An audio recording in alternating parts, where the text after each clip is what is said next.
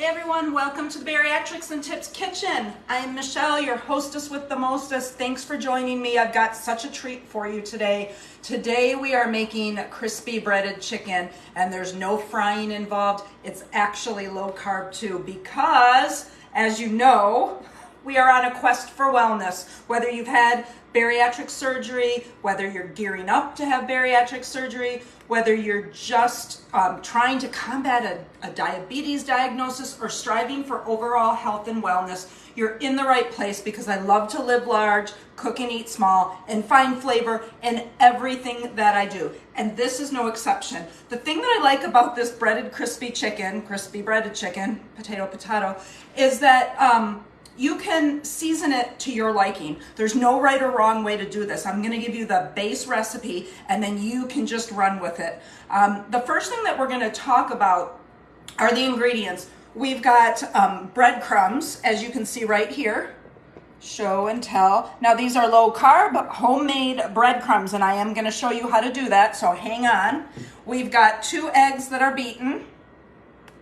And then we're going to use a half a cup of, well, this is lupin flour, which I prefer to use because it has a consistency that's very similar to white flour. But you'll see in the recipe that'll drop on our Bariatric Tips Facebook page that I do suggest almond flour, because I respect the fact that that might be more readily available. But if you're curious about lupin flour, you can do a keyword search on our Facebook page, because this is the cat's meow. I love lupin flour. I make an awesome lupin flour pizza crust that is to die for. I actually bake with this a lot too. So if you do a keyword search on our page, you can see a lot of the things and a lot of the recipes that I do.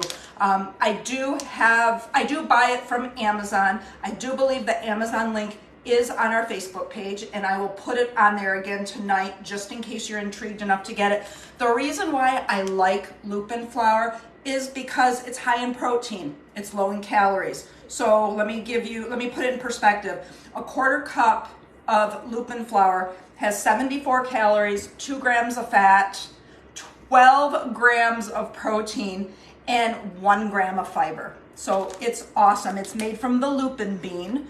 And it's just one of those high protein, low carb beans that I just love so much. Okay, so that's what we're doing. As far as the breadcrumbs, I have used, this is what I use, Aunt Millie's Live Carb Smart bread. We actually have an Aunt Millie's outlet over by the house that I went to yesterday. And I like to get, when I'm making breadcrumbs, I buy it from there because I can get it super cheap. And even though it's nearing the expiration date, who cares when I'm toasting the bread? So let me show you how we're gonna do that, okay? Maya, if you can kind of, oh, speaking of Maya, everyone say hiya to Maya.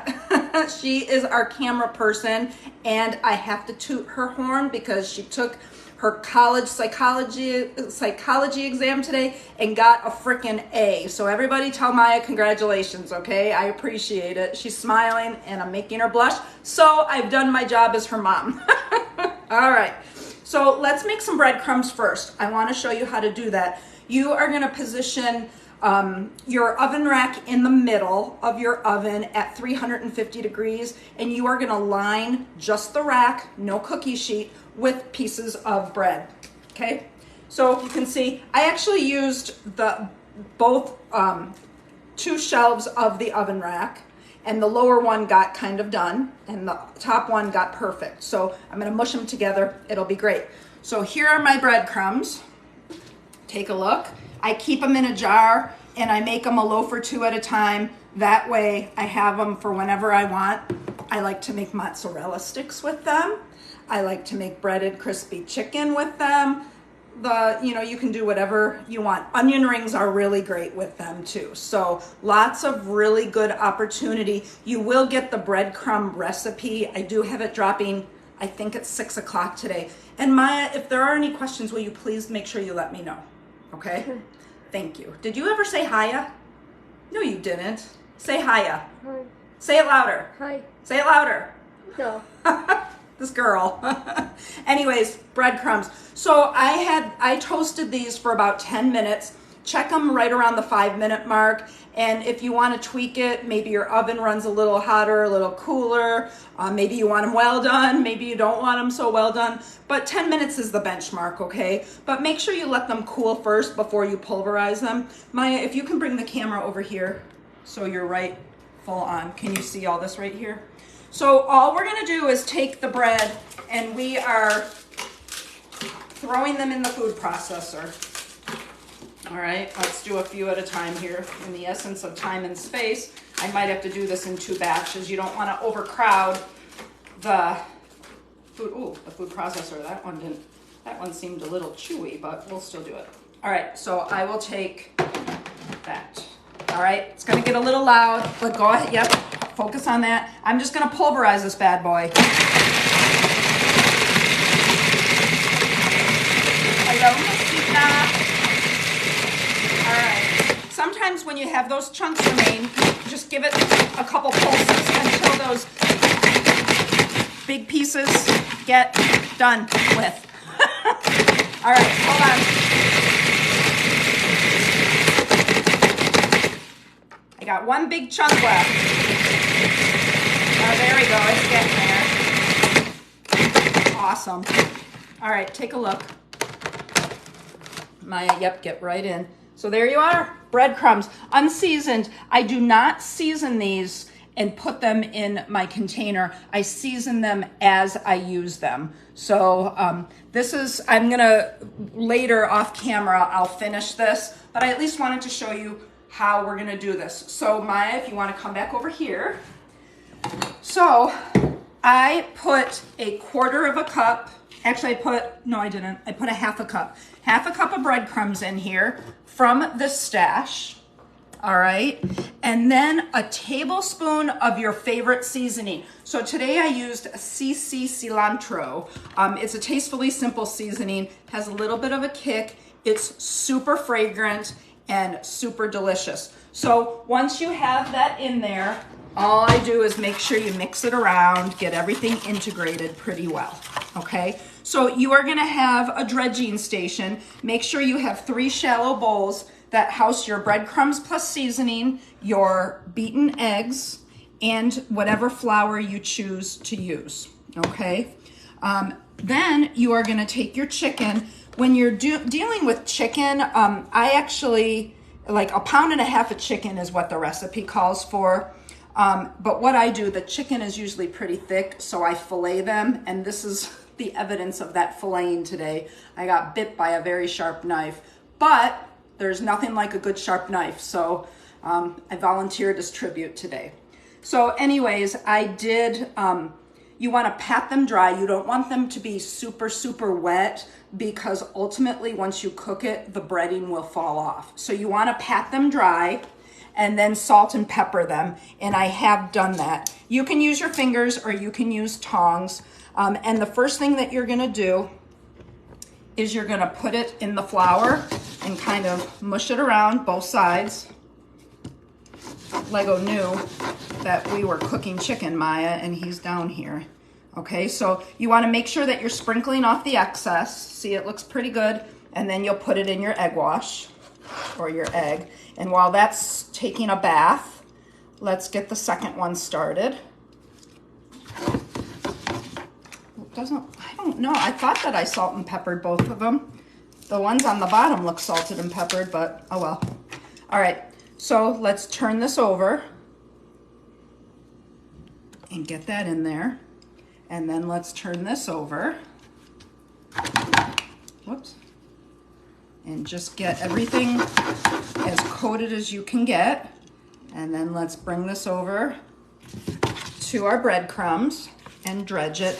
I always like to start off with just a 1/2 cup of breadcrumbs. If you end up having to use a little bit more, then you use a little bit more, but that way I don't waste it. Okay, so I'm gonna leave that there for just a second. Let's get this started, and then let's get this piece started. These are all trimmed. I should tell you, these are all trimmed and pounded. You wanna make sure that they're all a uniform width. It could be whatever width you choose. Just know that however thick the chicken is, that's gonna depend on how long it takes to cook. I like to have things pretty uniform, not super flat that they're dry, but not super thick that they take forever. And pounding it gives you that ability, okay? So while this is ready, and then this, wait, hold on, let's see here. Just shake it up a little bit. Are there any questions at all, Miss Maya? Nope. Okay, so we're gonna get ready to put this on the cookie sheet. I have already sprayed the cookie sheet a little bit. You wanna use, Maya, if you could focus on this, you wanna use a raised rack. This way, using a raised rack, you're gonna get cooking from the bottom and from the top. It's a really good investment. You can get these locally, you can get them online. This happens to be a Pampered Chef one. I love it. I use it multiple times a week. And so what you wanna do now, before you get this chicken on there, you wanna make sure you spray the bottom. And I like to spray it with cooking spray. Whoops, sorry Maya, I almost sprayed you. I spray the bottom with cooking spray pretty liberally, and then I lay it on top, and then I spray the top. And then I'll show you, I'm gonna do this for each piece of chicken, so let's quickly get this done. You wanna make sure that you get as much egg out of there as you can, and dredge it. And then we'll get this one going. Now is a good time to ask questions, if there are any, while I'm trying to get this all dredged and on the cookie sheet for you. The lupin flour works pretty good. It's just serves as a good base. I have done almond flour before and coconut flour. Both of them are great. So if you don't have lupin flour, if you don't want lupin flour, certainly use almond flour. And you know what?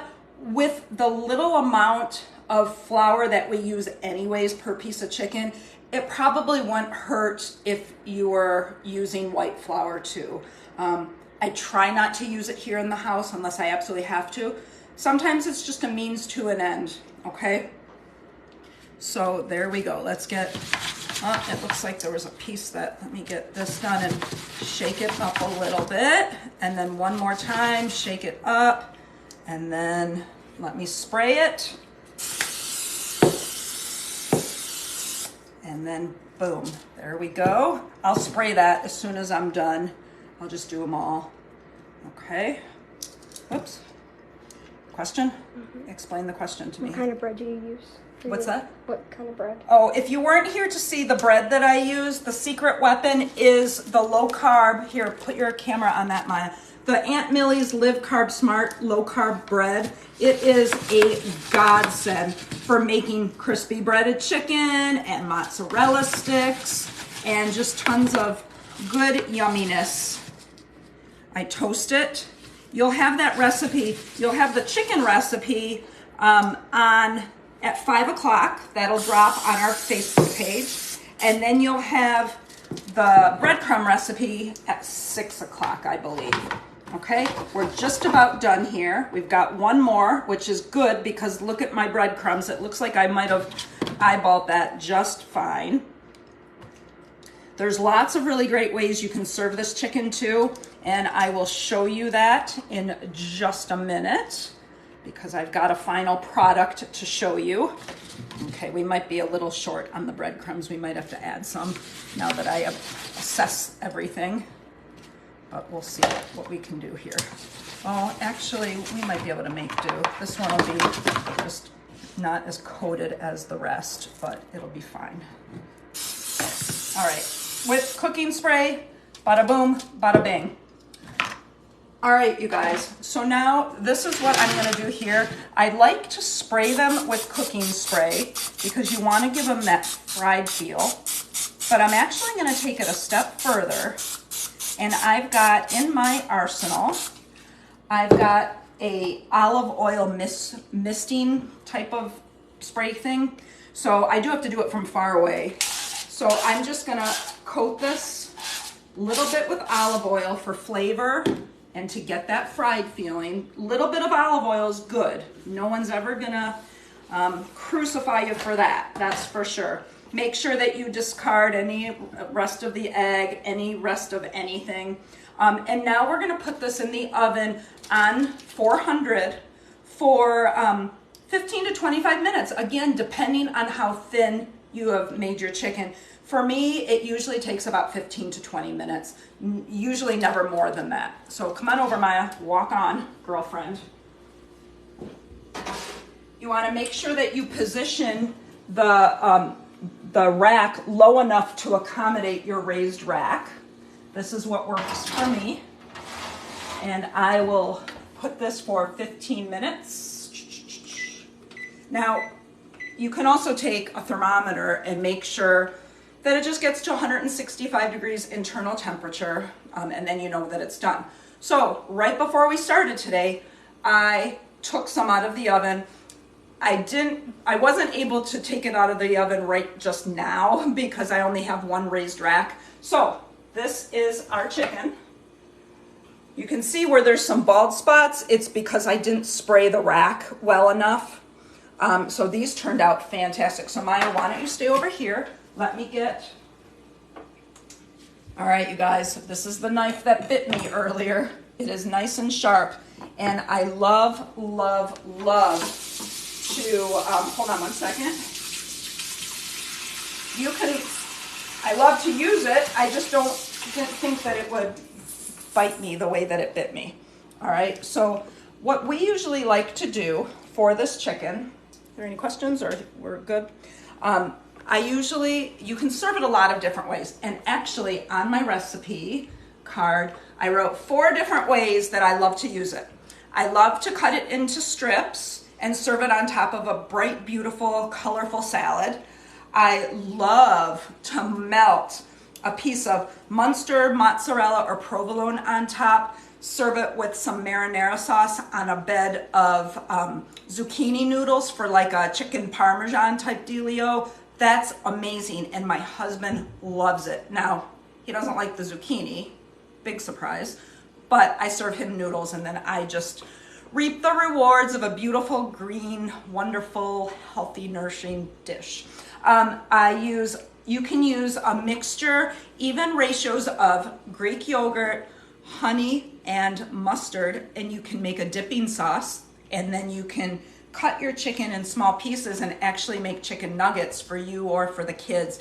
That is a good one, let me tell you. My eldest, AKA my husband, loves that. So here we go, let's slice this bad boy up. You can see how well it slices. Super tender, super delicious. Look at that. Okay.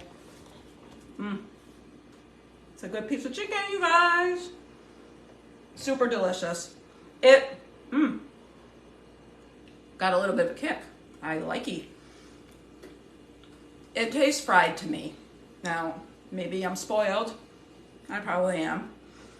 It's pretty decadent. It tastes good cold. It freezes well, although I rarely freeze it because it's so eat worthy. But this is a really great recipe. And like I said, it can carry over to other recipes like mozzarella sticks, chicken nuggets. Goodness gracious, I'm trying to think of what else. Anything that requires breadcrumbs is just really a really good thing. That's what I've got for you. If you have any questions about here, put your eye on this, Maya, about any of the gadgets or ingredients or recipe questions, just let me know. It has been a pleasure cooking for you today. I'm in the process of scheduling for next week, so I will keep you posted on that. What else? I know what I can tell you. This is a really good dish for meal prepping. Super wonderful because it's one of those things that you can serve warm, you can reheat in the microwave, the oven, or the air fryer. If you're reheating in the oven or the air fryer, my suggestion to you is maybe mist it lightly with some olive oil, some cooking spray, or even a little bit of water so it doesn't dry out. Like I said, it freezes well. It's great served cold on a salad. It's great served warm on a salad. So this can truly legit be part of your meal prep. Super good. And guess what we're having for dinner tonight? There you go. All right. Remember, recipe at 5, breadcrumbs at 6. Next week is going to be scheduled soon. And in the meanwhile, find joy in the journey, you guys. We are going to live our best lives through bariatric surgery and through true wellness, okay? Have a great day. Bye.